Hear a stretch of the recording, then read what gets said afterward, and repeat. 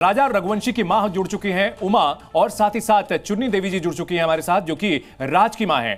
सबसे पहले उमा जी, आपके मन में कोई सवाल हो अगर चुन्नी देवी के लिए, राज कुशवाहा की मां के लिए, तो आप पूछ सकती हैं जी न्यूज के माध्यम से। मेरे मन में एक ही सवाल आ रहा है कि मेरे राजा को क्यों मरवाया, मेरे राजा का कसूर क्या था। अगर राज को शादी करना था सोनम से तो राज को बताना था कि अपन को उसको मरवाना नहीं है, और सोनम को भी राज को बताना था कि राजा को अपन को मरवाना नहीं है। वो राज के घर गई थी तो जब भी बोल देती वो, तो उसने उसको बताया क्यों नहीं कि राज के साथ इतना गलत नहीं कर सकते, और राज ने भी क्यों नहीं बोला सोनम से कि अपन किसी को मरवा नहीं सकते हैं। चुन्नी देवी जी, आपने सुना सवाल, जवाब दीजिए। भैया मैं बोल रही हूँ कि दीदी, मेरा राज कभी ऐसा नहीं कर सकता, किसी की जान नहीं ले सकता। मैं आपसे कितनी बार बोलूँ कि राज कभी ऐसा नहीं कर सकता, किसी की जान नहीं ले सकता। और राज को कोई अफेयर उससे नहीं था। मैं जहाँ तक मैं जानती हूँ, आज तक तो मेरी बहन, मैंने कभी नहीं सुना कि मेरा राज कभी सोनम से कोई ऐसी बात करता था। नॉर्मल बात, एक काम धंधे की का भी बात होती थी तो फ़ोन वो भी लगाता था, वो लगा देती, उनके पापा भी लगाते थे, गोविंद भैया भी लगाते थे, और वहाँ जो और लड़कियाँ काम करती थी वो भी लगाती थी।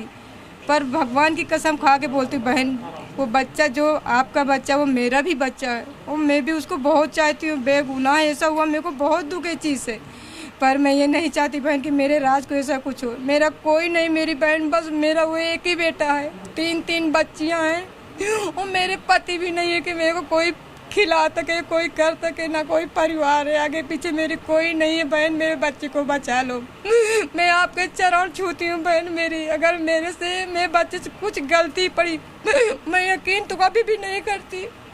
मेरे को अभी भी भरोसा नहीं कि मेरा राज ऐसा कर सकता है। कभी किसी के साथ गलत नहीं किया, मैं सुन के अब थक गई हूँ।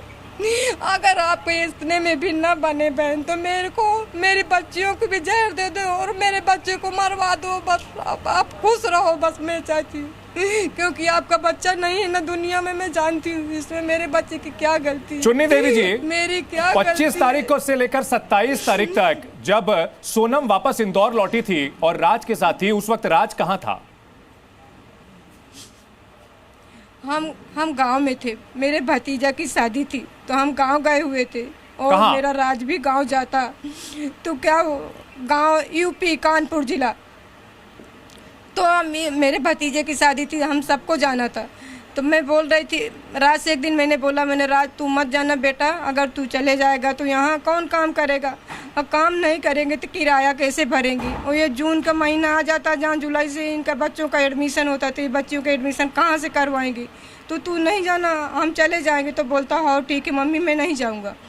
फिर जब शादी पास में आ गई तो मैंने बोला राज अपन चलते, तू बराबर काम करता रहता है, फिर अपन दोनों आएंगे तो मैं भी कुछ काम करा करूँगी और तू भी करना, और फिर अपन किराया भाड़ा दे देंगे, तू भी चलना। तो बोलते ठीक है। फिर मेरा भतीजा आ गया मेरे को लेने, तो मैंने बोला बिना राज, मैं अपने भतीजा के साथ चली जाऊंगी, तू मत जा बेटा, कुछ तो सहारा बनेगा, नहीं अपन कहाँ से पैसे भरेंगे। तो पुलिस ने ये कहा है इसलिए कि राज ने अपने दोस्तों के साथ मिलकर के सुपारी दी, उसकी पूरी प्लानिंग की, खुद यहां इंदौर में था, और ये सब कुछ पुलिस ने किया है, पुलिस ने बताया है। तो आप ये सोचो भैया कि राज के पास इतना पैसा कहाँ से आया, वो सुपारी कहाँ से दे सकता है। आप भी तो अपने दिमाग से सोचो भैया, जिसका कोई नहीं है।